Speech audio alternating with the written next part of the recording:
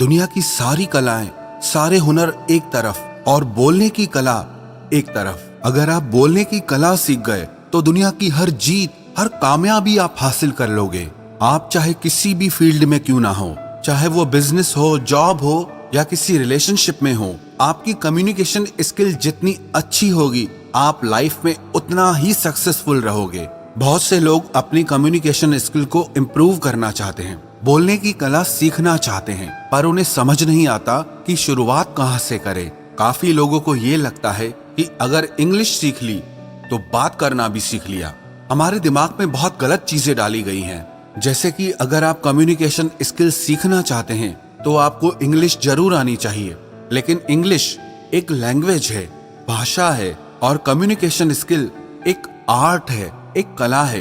ये दोनों बहुत अलग चीजें हैं, और ये कला, ये आर्ट आपको सीखनी पड़ेगी, आपको डेवलप करनी पड़ेगी। पर मैं आपको सजेस्ट करूंगा कि आप अपनी मातृभाषा में ही बोलने की कला को सीखें। हाँ, आप इंग्लिश लैंग्वेज बोलना भी सीख सकते हैं, पर यह जरूरी नहीं कि जिसे इंग्लिश लैंग्वेज आती हो उसे बात करना भी आता हो। तो सबसे पहले तो ये बात अपने माइंड में आप क्लियर कर ले कि आपको जो भी लैंग्वेज बोलना आती है, आप उसमें ही कम्युनिकेशन स्किल सीख सकते हैं। कई लोग क्या करते हैं कि वो डिक्शनरी से इंग्लिश के भारी भरकम शब्द ढूंढ लाते हैं और बात करते वक्त उसे कहीं भी फिट कर देते हैं, ताकि दूसरों को नीचा दिखा सके और खुद को ऊंचा दिखा सके, ताकि दूसरे लोगों को ये लगे कि इससे कितना कुछ पता है। और यही आपकी गलती है। आप सबसे पहले अपनी मदर टंग में ही बोलने की कला को डेवलप करें। बोलने की कला सिर्फ नए शब्दों को सीख लेने से नहीं आती, इसमें बहुत सारी चीजों की जरूरत पड़ती है, जैसे eye contact, body language, voice tonality, being proactive. इन सबको मिलाकर आप एक अच्छे वक्ता बनते हैं। इनमें कहीं भी इंग्लिश होना जरूरी नहीं है। और अगर आप साथ ही साथ अपनी इंग्लिश भी इम्प्रूव करना चाहते हैं तो आप इंग्लिश में पढ़ना शुरू करें। एक डायरी बनाएं, उसमें आप इंग्लिश में लिखना शुरू करें। अगर आप कुछ सुनते हैं या देखते हैं तो आप सुनकर, देखकर भी अपनी कम्युनिकेशन स्किल को इम्प्रूव कर सकते हैं। आप अपने ब्रेन को इस तरह से ट्रेन करें कि वो हर तरह से सीख सके। आप हर चीज का इस्तेमाल अपनी ग्रोथ के लिए, अपने इम्प्रूवमेंट के लिए कर सकते हैं। कम्युनिकेशन एक कला है। जैसे आप अपनी मसल्स को डेवलप करके स्ट्रांग बनाते हैं, वैसे ही आपको हर दिन सीख सीख कर अपनी इस कला को निखारना पड़ेगा। एक फेमस कोट है, communication works for those who work at it. अगर आप अपनी बोलने की कला पर काम करेंगे, उस पे मेहनत करेंगे, तो वो कला आपके लिए काम करेगी। अगर आप अपने बोलने की कला पर मेहनत करेंगे, तभी आपके बात करने के तरीके में अंतर आएगा, परिवर्तन आएगा। जिंदगी का एक नियम है, एक कानून है कि आप जिंदगी में जो भी कुछ पाना चाहते हैं, उसके लिए आपको कीमत तो चुकानी ही पड़ेगी। If you want something you must pay the price, nothing is free. अगर आप जिंदगी में कुछ खरीदना चाहते हैं और जितनी अच्छी उसकी क्वालिटी खरीदना चाहते हैं, तो आपको उसकी उतनी ज्यादा कीमत भी चुकानी पड़ेगी। पर जिंदगी के इम्प्रूवमेंट में पैसों से काम नहीं बनेगा। कुछ लोगों को लगता है कि मैं पैसे से सब कुछ अचीव कर लूंगा। It's not gonna happen. अगर आप एक सुंदर, स्वस्थ और फिट शरीर बनाना चाहते हैं तो आपको खुद उसके लिए वर्कआउट करना होगा। आपको खुद उसके लिए डाइट कंट्रोल करना पड़ेगा, मेहनत करनी पड़ेगी। अगर कोई और आपके लिए वर्कआउट करे, डाइट कंट्रोल करे, तो उससे आपकी बॉडी अच्छी नहीं बनने वाली। उसके लिए आपको खुद मेहनत करनी पड़ती है। और आप अपनी जिंदगी में अच्छे रोल मॉडल चुनिए, जैसे न्यूज रिपोर्टर हैं, जर्नलिस्ट हैं, अच्छे स्पीकर्स हैं जिनके बोलने की कला अच्छी है। आप उन्हें सुनिए, उन्हें ध्यान से देखें कि कैसे वो अपनी बातों से, अपने शब्दों से सब लोगों को प्रभावित कर देते हैं। आप उस कला को सीखें कि कैसे कोई एक व्यक्ति हजारों लोगों को प्रभावित कर देता है, और मैं उस चीज को कैसे कर सकता हूं।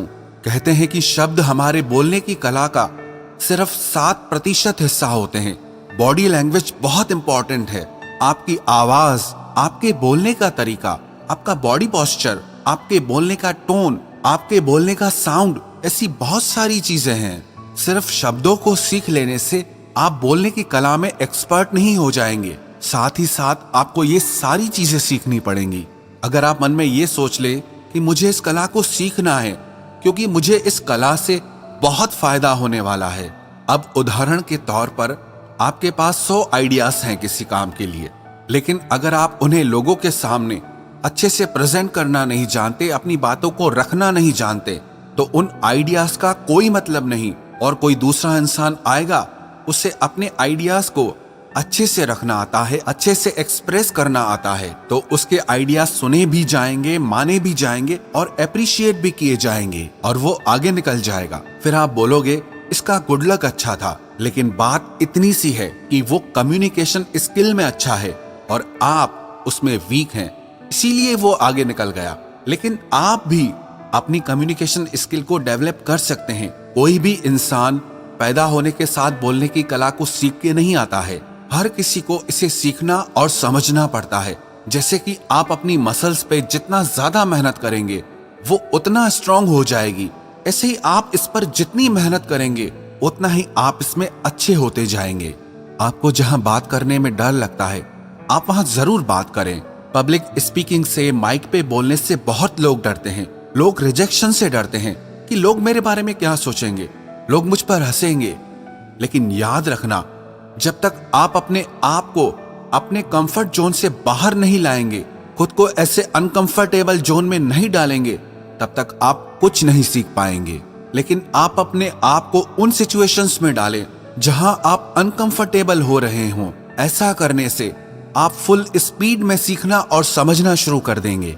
और अगर आप अपने कंफर्ट जोन में ही पड़े रहेंगे तो आपको वही मिलेगा जो आपको आज तक मिलता आया है। आप जहां हैं, जैसे हैं, वैसे ही रहेंगे, वही करते रहेंगे जो आप हमेशा से करते आ रहे हैं, तो आपको कुछ नहीं मिलने वाला, आप कुछ नहीं सीख पाएंगे। पागलपन की एक परिभाषा ये भी है कि रोज रोज वही काम करते रहो और शाम को जाके भगवान से प्रार्थना करो कि हे भगवान, मेरी किस्मत बदल दो।